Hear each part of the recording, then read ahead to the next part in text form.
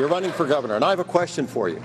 You're running for governor. Why don't you look in the eyes of the people of the state of Florida and say to them, if you're reelected, you will serve a full 4-year term as governor? Yes or no? Yes or no, Ron? Will you serve a full 4-year term if you're reelected governor of Florida? It's not a tough question. It's a fair question. He won't tell you. We did not agree on the candidates asking each other questions. Governor, it's your turn. Well, listen, I know that Charlie's interested in talking about 2024 and Joe Biden, but I just want to make things very, very clear. The only worn-out old donkey I'm looking to put out to pasture is Charlie Crist.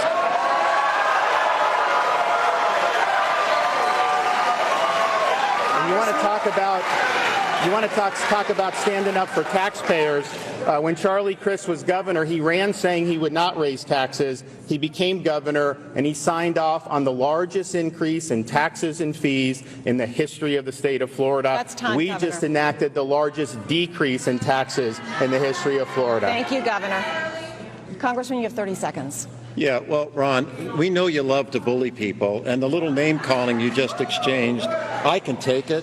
But you shouldn't do it when children are standing behind you at a press conference and they're wearing a mask and giving hell. But apparently that's your nature, and that's too bad. Oh boy, things got spicy between Ron DeSantis and Charlie Crist at the Florida governor debate last night. First of all, I love Ron DeSantis so much because he very politely waited for his turn and proceeded to completely demolish Charlie Crist. And let's talk about Charlie Crist for a second. Let's talk about basically how pathetic Charlie Crist is. This is a person that has literally done nothing but run for office his entire career. This is somebody that is a snaky, shape-shifting chameleon. First he's Democrat, then he's Republican, then he's independent. He doesn't know who he is. He cannot present sort of a unified idea and a unified vision for any of the offices that he runs for. The only thing that man wants to do is to be in office and collect the check from the taxpayer. He will do whatever he needs to do in order to do that. And this is what I think. I think that the people of Florida that are about to make this decision between Ron DeSantis and Charlie Crist, I think that they know who Charlie Crist is. I think that they know he's sneaky. I think that they know that he's snaky. I think that they know that this person will do or say anything to be elected and to be in office. And even if he were to become a governor, it's crazy to me that he's even gotten to the point where he got the nomination. But even if he were to become governor, he would do whatever the DNC wants him to do.